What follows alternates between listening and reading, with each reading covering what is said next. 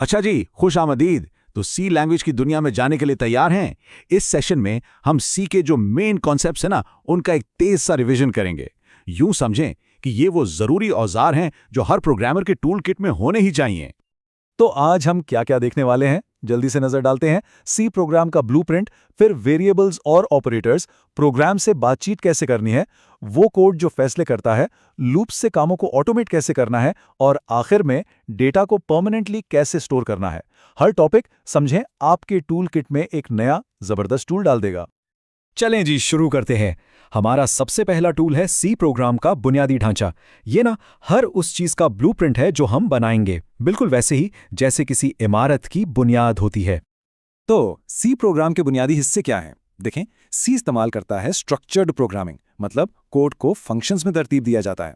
फिर यह hash include जैसी कमांड्स हैं जिन्हें प्री प्रोसेसर डायरेक्टिव्स कहते हैं। ये कंपाइलर को बताती हैं कि जरूरी लाइब्रेरीज शामिल करो, जैसे stadio.h जो इनपुट आउटपुट के लिए है। और सबसे अहम बात, हर सी प्रोग्राम में एक मेन फंक्शन होना लाजमी है, यहीं से प्रोग्राम चलना शुरू होता है। आखिर में ये जो कर्ली ब्रैकेट है, कर्ली ब्रैकेट कॉमा, ये किसी भी फंक्शन के आगाज और इख्तिताम को जाहिर करते हैं।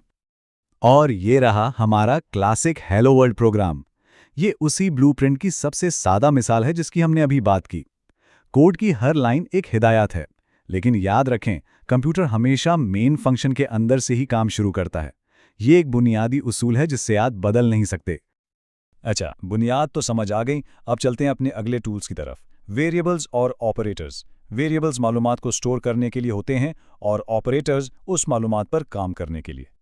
देखें, सही डेटा टाइप का इंतखाब करना बहुत ज़रूरी है। ये बिल्कुल ऐसा है जैसे आप किसी चीज़ के लिए सही साइज़ का डब्बा चुन रहे हो। इंट इस्तेमाल होता है पूरे नंबरों के लिए, फ्लोट आशारिया वाले नंबरों के लिए, और 4 किसी एक हर्फ के लिए। सही टाइप चुनने का मतलब है कि आप मेमोरी को फजूल में ज़ाया नहीं कर रहे। तो ऑपरेटर्स वो टूल्स हैं जो हमारे डेटा पर एक्शन लेते हैं। अरिथमेटिक ऑपरेटर्स तो सीधा साधा हिसाब किताब करते हैं, जमा तफरीक वगैरह। रिलेशनल ऑपरेटर्स वैल्यूज़ का मुवाजना करते हैं, कौन सी बड़ी है, कौन सी छोटी या बराबर है।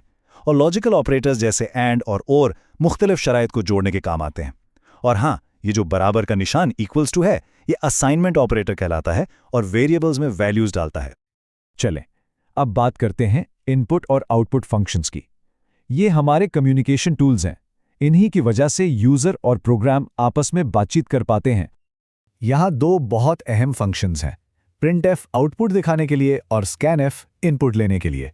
ये फॉर्मेट स्पेसिफायर्स इस्तेमाल करते हैं, जैसे %d इंटीजर्स के लिए। अब एक बात बहुत गौर से सुने, स्कैनफ में जो एम्परसैंड यानी एंड का निशान है ना, वो इंतहाई ज़रूरी है। ये एड्रेस ऑफ ऑपरेटर है और ये कंपाइलर को बताता है कि डेटा को मेमोरी में ठीक किस जगह पर रखना है। जरा इस कोड की मिसाल देखें। यहाँ स्कैनफ यूजर का इनपुट किलोमीटर वेरिएबल में स्टोर कर रहा है। अगर यहाँ एंड ना होता ना, तो स्कैनफ को पता ही नहीं चलता कि वैल्यू रखनी कहाँ है और प्रोग्राम में एक बहुत बड़ी गलती आ जाती, हो सकता है क्रैश ही हो जाए। ये एक छोटी सी तफसील है, लेकिन बहुत बहुत अहम है। अच्छा जी, अब आते हैं जरा स्मार्ट टूल्स की तरफ।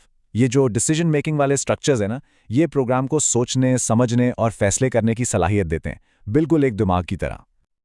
ये जो बाईं तरफ फ्लो चार्ट है, ये लॉजिक को समझने में बहुत मदद करता है। अगर शर्त सच है तो एक रास्ता, नहीं तो दूसरा। और दाईं तरफ जो इफ एल्स का कोड है, वो बिल्कुल उसी लॉजिक पर काम करता है। ये एक एक करके शराइत चेक करता है और जैसे ही कोई शर्त पूरी हो जाती है, वहीं रुक जाता है। इससे प्रोग्राम ज्यादा तेजी से काम करता है।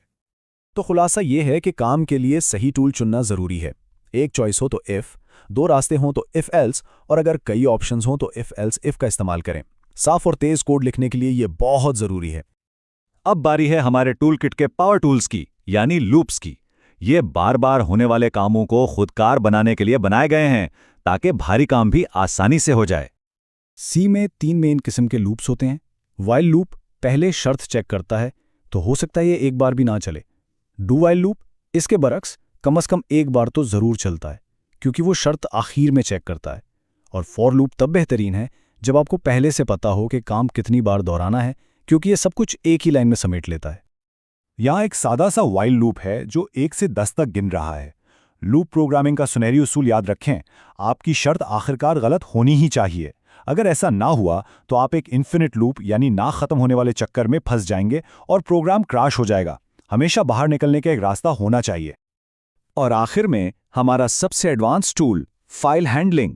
इसकी मदद से हम डेटा को प्रोग्राम बंद होने के बाद भी महफूज रख सकते हैं, जिससे हमारी मालूमात मुस्तकिल हो जाती है। सी में फाइलों के साथ काम करने के 3 लाजमी स्टेप्स हैं। सबसे पहले आप ओपन से फाइल खोलते हैं, फिर आप उस पर काम करते हैं, यानी इससे कुछ पढ़ते हैं या इसमें कुछ लिखते हैं, और आखिर में आप क्लोज से उसे बंद करते हैं। इनमें से कोई भी स्टेप छोड़ा नहीं जा सकता। ये कोड की मिसाल इस पूरे अमल को दिखा रही है। ये एक फाइल खोलता है, इससे पढ़ता है, दूसरी फाइल में लिखता है और फिर दोनों फाइलों को बंद कर देता है। याद रखें, फाइलों को खुला छोड़ना मेमोरी लीक और डेटा खराब होने का बायस बन सकता है। तो सुनहरी उसूल ये है, अपनी फाइलें हमेशा हमेशा बंद करें। तो अब हमारा टूल किट भर चुका है बुनियादी ढांचे, वेरिएबल्स, कंडीशंस, लूप्स और फाइल हैंडलिंग से। अब असल सवाल यह है कि इन सब औजारों को मिलाकर वाकई में पेचीदा और ज़बरदस्त किस्म के मसाइल कैसे हल किए जा सकते हैं। इस पर ज़रूर सोचिएगा।